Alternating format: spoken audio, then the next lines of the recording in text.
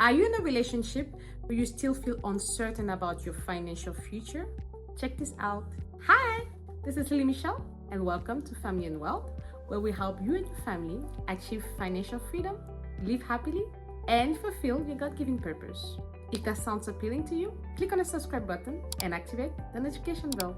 You know, up to 40% of divorce are due to financial issue. In this video, I will share with you 4 red flags you need to watch out for in your relationship to ensure a financially successful marriage. The first red flag is your partner does not want to talk about money. I can understand that at the beginning of dating life, there's no need to discuss about deep financial questions. You won't talk about it on the first date, for example.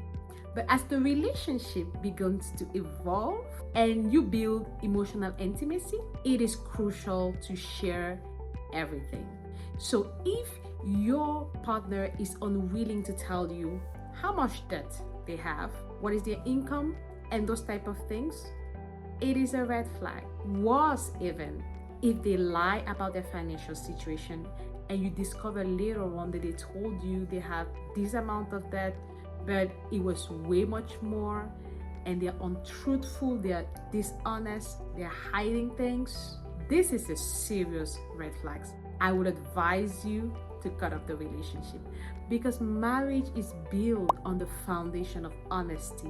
If there is no honesty, there cannot be a healthy marriage.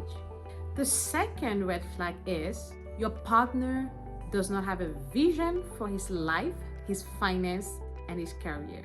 I can understand when you start your life just right after school. It's okay to not have a lot of money, but it's a crime to not have vision, to not have drive or a big dream, especially if it's the man in the relationship.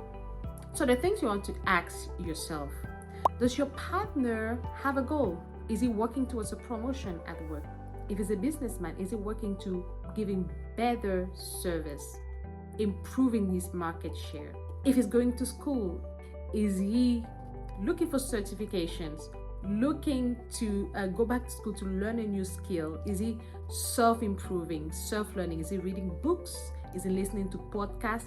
Is he building and investing in himself to advance his life? You know, this red flag is one that can be worked on. For example, if you discover that your partner is not having any drive, you have the responsibility to bring to him the information, the books, the education, and open him to this new way of life.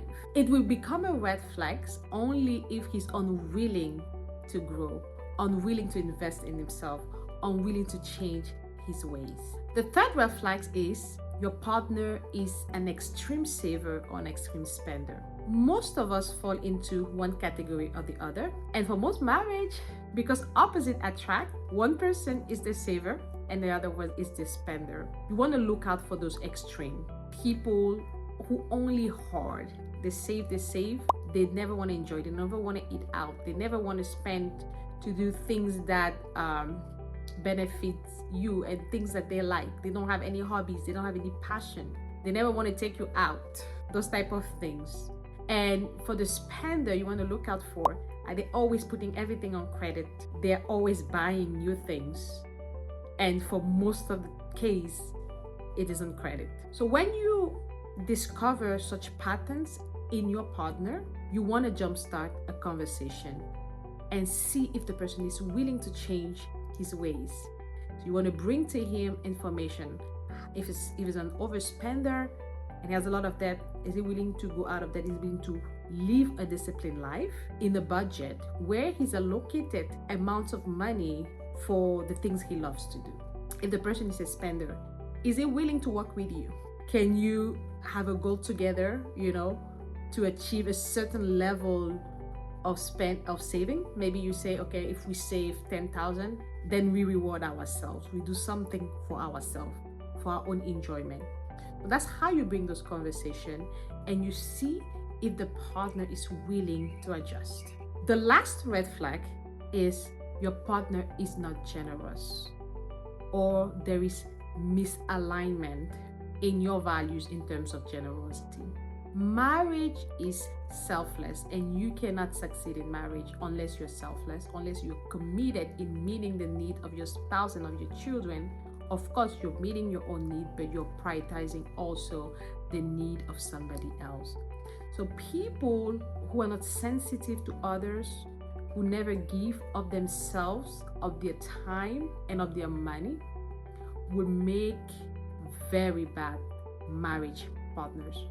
And on top of that, if you are religious and you have built a discipline of giving, maybe you're a tither as a Christian or something like that, or you give a lot to charity, you want to be with somebody who supports this kind of lifestyle and lives that lifestyle himself. If there's no alignment, that will create a lot of conflict in the marriage. So you want to check that out. Does this person believe in the same things that I do? And are we able to work together? Will he support my goals? Will he support the vision that I have? Are we able to have a common vision together of giving and of being generous? I hope these 4 red flags will help jumpstart some conversation in your relationship and give you a good ground to analyze and evaluate your relationship leading towards marriage. Let me know if you have any comment about what has been discussed today, or also if you think it would be useful to you to have a list of questions that you can ask your partner during your dating life. Let me know in the comments section. Thank you.